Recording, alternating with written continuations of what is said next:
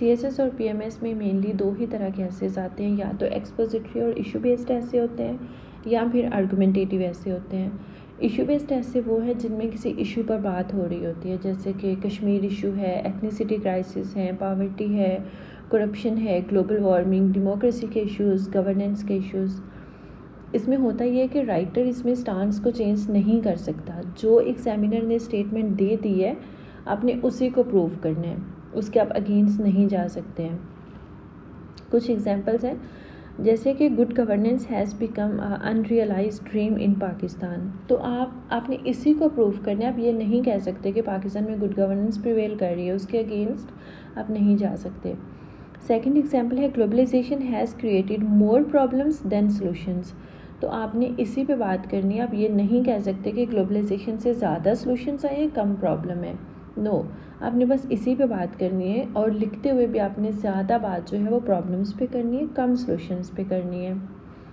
Next है energy crisis in Pakistan, it's causes and implications. ये तो सिंपल है, आपने इसके कॉजेज़ और इम्प्लीकेशंस लिखने हैं, लेकिन उनको बैलेंस रखना है, क्योंकि एग्जामिनर ने दो पे बात की, आपने इनको बैलेंस रखना है। हाँ, सुजेशंस या किसी और पॉइंट पे आप बात करना चाहते हैं तो उसको आप थोड़ा लिख सकते हैं, लेकिन इन पे आपने बैलेंस लिखना है। नेक्स्ट है global warming is a myth और रियलिटी। हाँ, इसमें जो है एग्जामिनर ने क्वेश्चन मार्क है ना कि राइटर से पूछा है कि ग्लोबल वार्मिंग जो है वो मिथ है या रियलिटी है। इसमें आपने ये करना है, एक स्टांस लेना है, या तो आपने रियलिटी पे बात करनी है या मिथ पे। दो स्टांस नहीं लेने, आपने एक स्टांस लेना है और उसी को प्रूव करना है। और ऐसे में जो आपने अपोजिंग व्यू भी देना है कि एक स्कूल ऑफ थॉट है जो कि इस तरह से सोचता है, उस स्कूल ऑफ थॉट के कुछ आप पॉइंट्स देंगे, देन उन्हीं को आप उनके अगेंस्ट उनको गलत साबित करेंगे, और अपनी स्टेटमेंट जो कि है ग्लोबल वार्मिंग इज़ रियलिटी, उसको आपने प्रूव करना है। पेपर में इशू बेस्ड ऐसे अटैम्प्ट करने का फ़ायदा ये होता है कि क्योंकि इसमें आप स्टांस को चेंज नहीं कर सकते हैं, जो एग्जामिनर ने आपको दिया आपने उसी को प्रूव करना होता है। तो इससे होता क्या है कि आपके स्टांस में और एग्जामिनर का जो स्टांस है उसमें कोई क्लैश नहीं आता, और क्योंकि जब क्लैश नहीं आता है तो दोनों का स्टांस जो है वो सेम होता है। इस तरह से जो इशू बेस्ड ऐसे हैं उनके पासिंग चांस जो है वो ज़्यादा होते हैं, इनकी पासिंग रेशियो जो है वो ज़्यादा होती है। नेक्स्ट आते हैं आर्गुमेंटेटिव एसेज। इसमें ये होता है कि आपको एक स्टेटमेंट दी जाती है, आपने उस पर जो आपको समझ आ रही होती है, जो उस पर आपका ओपिनियन होता है, आपने वो लिखना होता है। आपने उसमें एक स्टांस लेना होता है और देन आपने उसी को प्रूव करना होता है। जैसे कुछ एग्जांपल्स हैं, are modern wars holy wars, आगे क्वेश्चन मार्क है।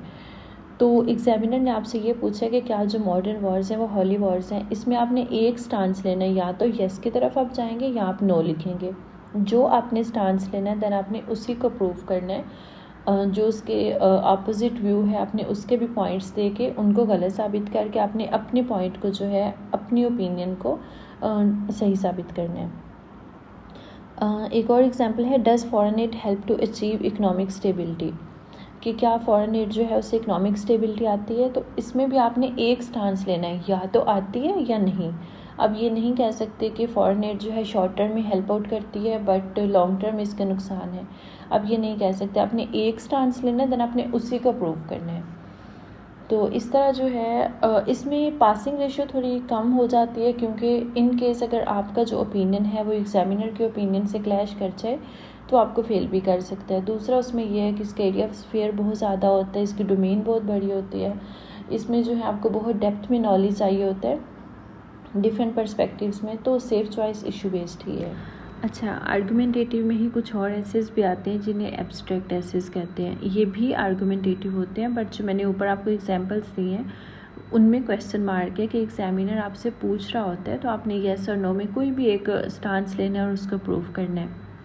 इनमें क्या होता है कि आपको एक स्टेटमेंट दी जाती है, एग्जामिनर आपको जो बताता है आपने उसको प्रूव करना होता है। यहाँ पर आप अपनी ओपिनियन नहीं ले सकते हैं, जो आपको दिया कि आपने बस उसको प्रूव करना है। कुछ एग्जांपल्स हैं, beggars can not be choosers. आपने यहाँ पर आप अपना स्टांस नहीं ले सकते, अपनी ओपिनियन नहीं ले सकते, जो आपको बताया गया, क्योंकि यहाँ पे आगे क्वेश्चन मार्क नहीं है, यहाँ पर आपको बताया हुआ है, ऊपर आपसे पूछा गया था।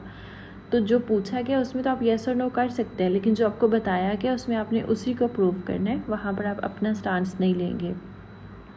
जैसे कुछ और एग्जांपल्स हैं, when life gives you lemon make lemonade, फिर है feminism is not really a third world issue, फिर है एब्सोल्यूट पावर करप्ट एब्सोल्यूटली।